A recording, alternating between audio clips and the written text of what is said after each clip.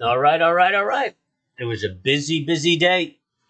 Subscribe, hit the bell, hit the like. I appreciate all that. Track me on Twitter. It's at trading underscore off. We ran a few trades today. Actually, the only one I tweeted out was in the morning. It was a breakout to the upside, I believe.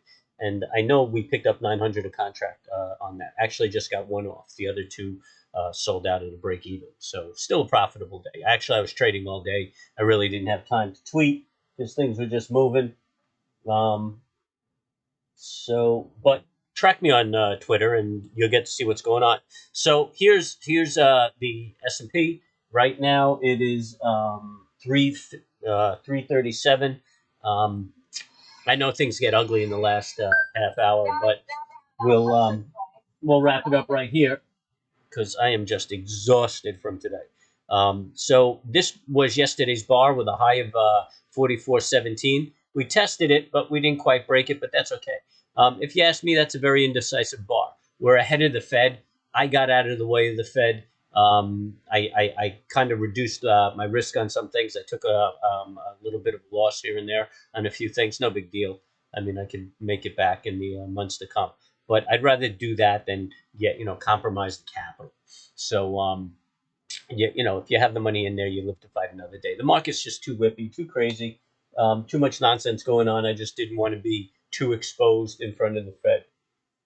Took some strategies that I could benefit if it goes in the direction that I expected to. So anyway, we're just gonna have to watch it tomorrow. I'm expecting a consolidating day tomorrow.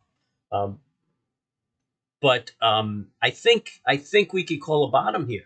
I don't think we're breaking to all-time highs, but I wouldn't be surprised if we see a 50 or 61% retracement, which would be 45.21 or 45.50, 58.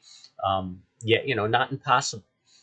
Um, we got to watch that. We may come around and make a low again after that retrace of the retrace. So we'll keep an eye on it. We'll talk about it as it happens. But I think after this debacle, we're going to get back up into this range around here, and we're probably going to trade in this range for a few months.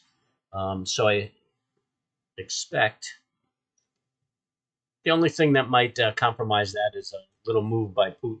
But again, we've got to keep our eyes open, minimize our risk, and just go forward. And hopefully everybody makes some money. So just remember, when the market's doing this sort of thing, be calm and cool, be at peace when you trade, and good luck trading.